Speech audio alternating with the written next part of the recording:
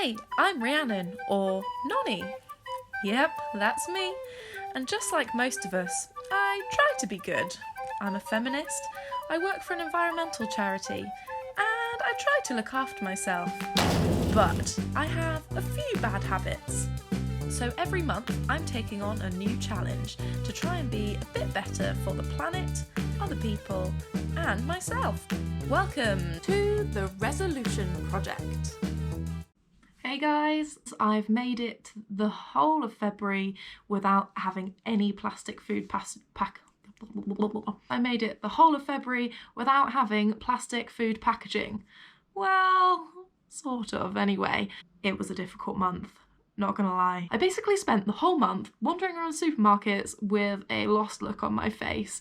I was aimlessly wandering around, people were asking me if I was okay, which I wasn't, because I was trying to find some stuff to eat. There were definitely some good bits, there were some bad bits, there were some slip-ups. Definitely about halfway through I got absolutely sick of it and wished I could finish the whole challenge then, but I carried on to the end, sort of, again.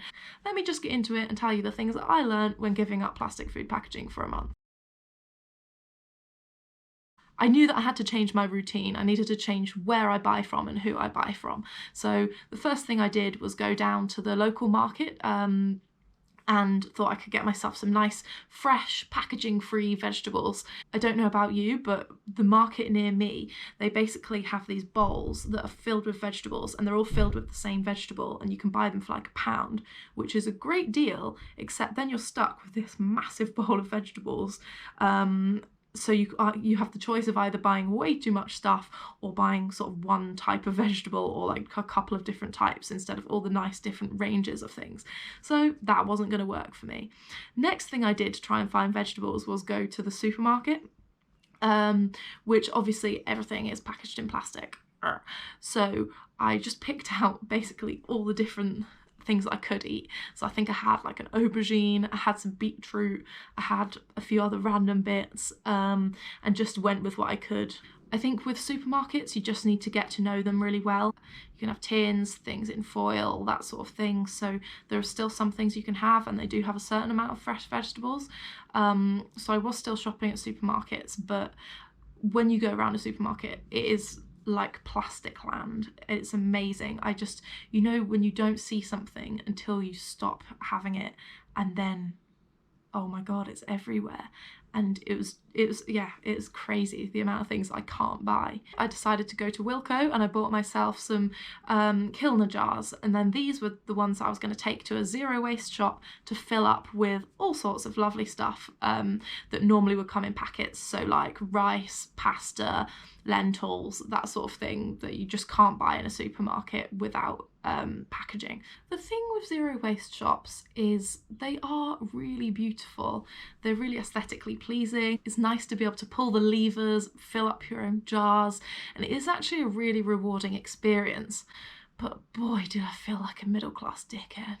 It just really made me think about class, and you know, everybody in there pretty much was white. Everybody had a voice like mine actually, but my voice is deceptive compared to kind of where I feel like I actually am. I just did feel a bit self-conscious and feel like I didn't belong there. And that isn't how you should feel when you're shopping. It should be normal to just come in and buy your own food without packaging, and not feel like this sort of twee middle-class experience sort of thing, and feeling so good about yourself because you're the one doing this and you're helping save the planet. And that's how I do feel about a lot of the environmental sector, and I think that is changing, but I think it needs to change even more, and I think even more people need to feel welcome in these spaces. The other thing about zero waste shops is it's just time consuming. I don't have one near my house, so I have to travel kind of out of the way to go to one. So that's already a bit out of my day, and I'm obviously doing this on a weekend. And then on top of that, you know, you're bringing your tubs and your jars, and then you have to weigh all your tubs and your jars in the shop. So it's definitely a big difference than just going around a supermarket, picking up what you want, putting it in the trolley and then leaving.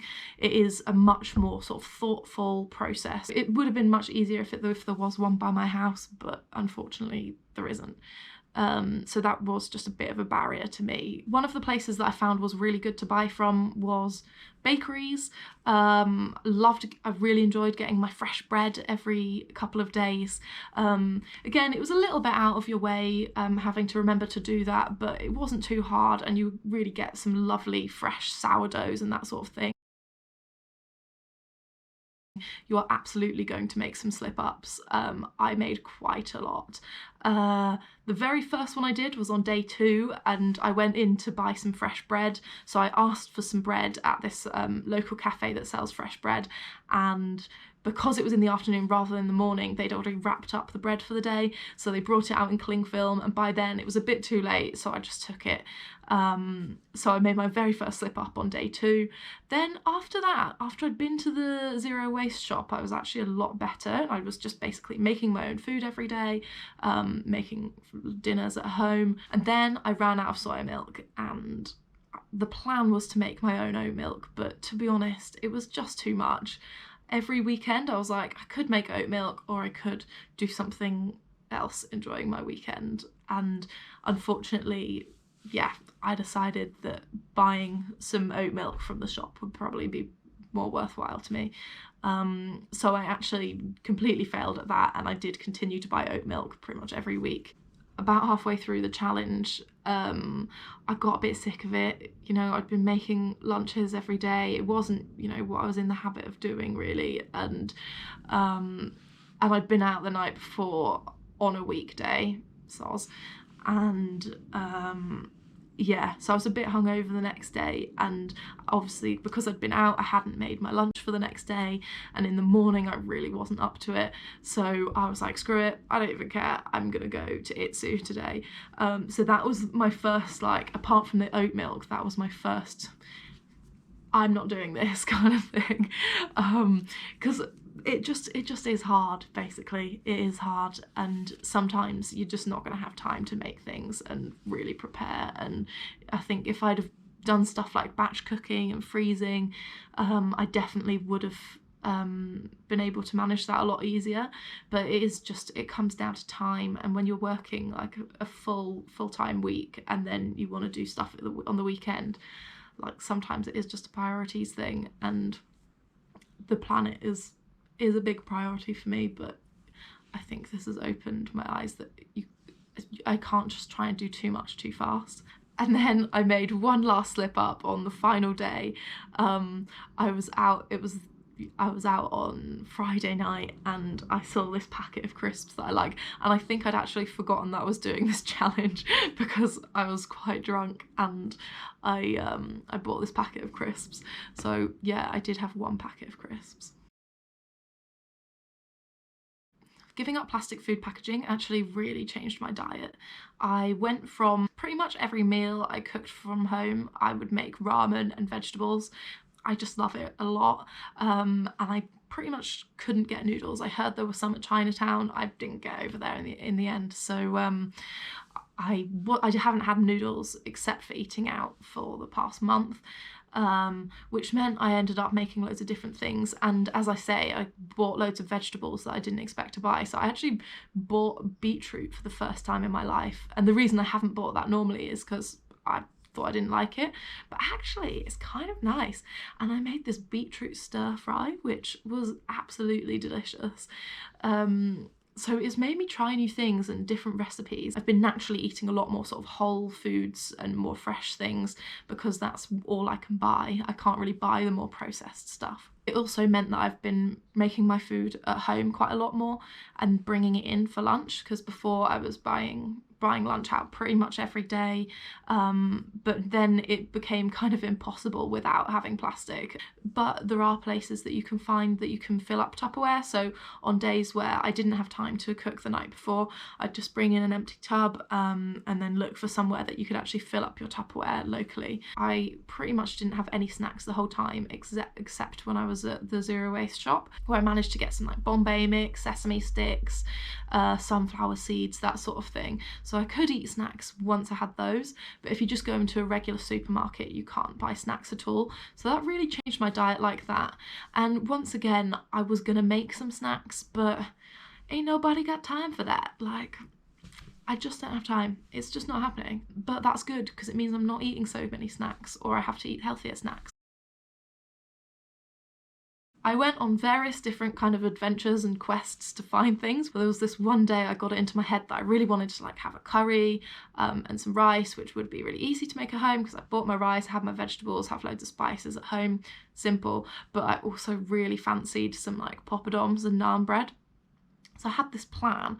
I was going to go find this Indian restaurant and I could buy some poppadoms and naan bread because they come in paper packaging. So I was like, yes, this is genius. I found a hack. This is great. And I got out of the station sort of near my house, and I didn't know where the local Indian takeaway was, so I just like picked a road to walk down and walked down it, and I walked probably about 1.5 miles and didn't find any Indian takeaway at all. I checked in loads of different shops for different products as well, and it just didn't happen. And then I came all the way back and I found that if I just went the other way, there was one about 10 meters up the road, and it was actually nearer my house. So that was really silly of me. But you get to go on these little adventures and it's quite fun. One thing that I did find that I actually didn't expect to come from myself, surprisingly considering what my work is, but was feeling a bit closer to the community. I actually thought I quite liked the anonymity of going to a supermarket, using a self-checkout, you know, not having to talk to anybody. But with this challenge, I did find that I was going to local bakeries, I was going to the local greengrocers, and especially the ones down the road to me. It was really nice to actually go and shop locally. And I had a few really nice interactions with the people.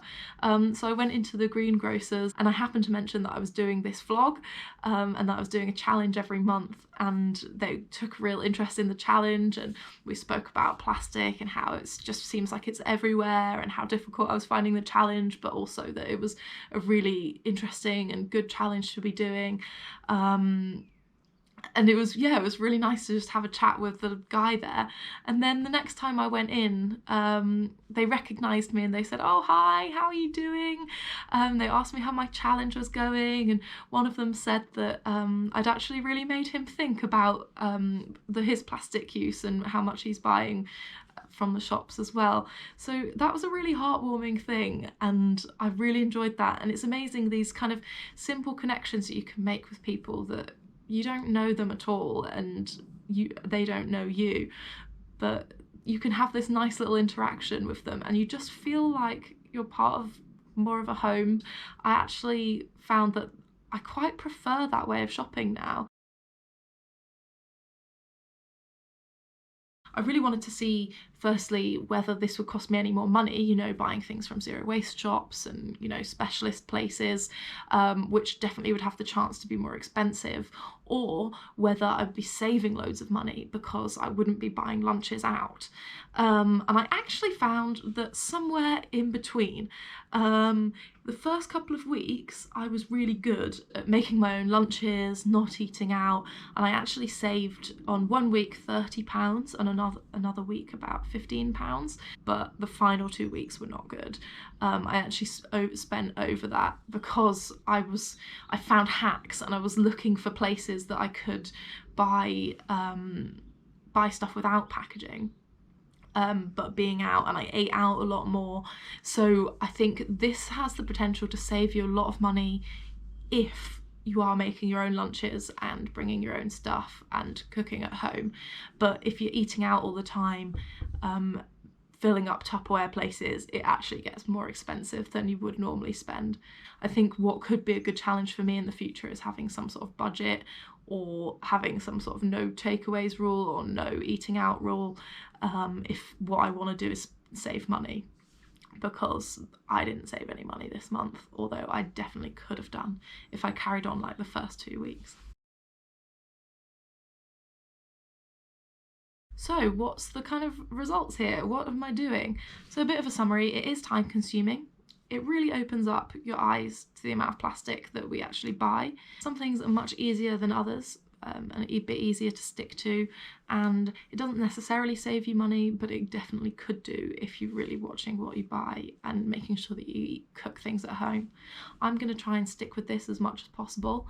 I'm not going to be as strict as I have been. I'm going to continue buying oat milk and I'm going to continue buying vegetables without packaging on. It's just so easy. Likewise, I'm going to try and get to the zero waste shop about once a month. I'm basically going to just keep trying to do no plastic food packaging, and yeah, I might have another challenge in the future about saving money because I spend a lot on food. And yeah, that was that. I hope this has been helpful. Don't forget to subscribe, leave a comment. Yeah, tell me if this is something you'd like to do in the future, or if there are other kind of challenges that you'd like to see me do. Yeah, thanks for watching.